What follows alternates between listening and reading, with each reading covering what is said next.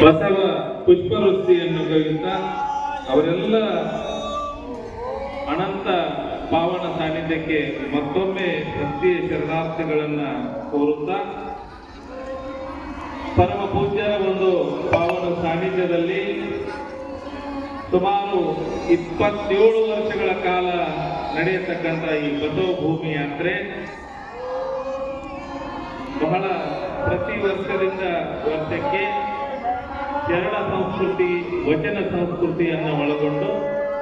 ಕಾಯಕ ಸಂಸ್ಕೃತಿ ತತ್ವ ನಿಷ್ಠೆಯಲ್ಲಿ ನಡೆಯತಕ್ಕಂಥ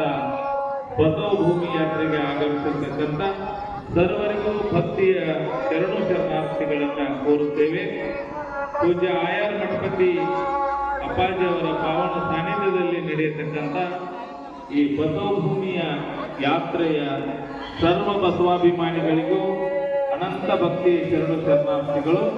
ಸಂಚಾಲಕರಾಗಿರ್ತಕ್ಕಂಥ ಶ್ರೀ ಹಿರಿಯ ಜೀವಿಗಳಾಗಿರ್ತಕ್ಕಂಥ ಬಾಡಿಗೆ ಗುರುಗಳ ಒಂದು ಮಾರ್ಗದರ್ಶನದಲ್ಲಿ ಈ ಬಸವ ಭೂಮಿ ಯಾತ್ರೆ ಪ್ರತಿ ವರ್ಷಕ್ಕೆ 3 ಬಾರಿಯಲ್ಲಿ ನಡೀತಾ ಇದೆ. ಅಂತ ಬಸವ ಭೂಮಿ ಯಾತ್ರೆಯನ್ನ ಇವತ್ತು ನಮ್ಮ ವಿಶ್ವಗುರು ಬಸವಣ್ಣ ಮಂಟಪಕ್ಕೆ ಸರ್ವ ಬಳಗದೊಂದಿಗೆ ಆಗಮಿಸಿರ್ತಕ್ಕಂಥ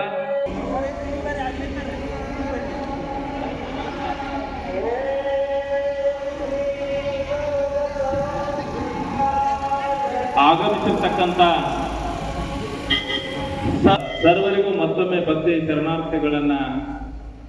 ಸಲ್ಲಿಸುತ್ತಾ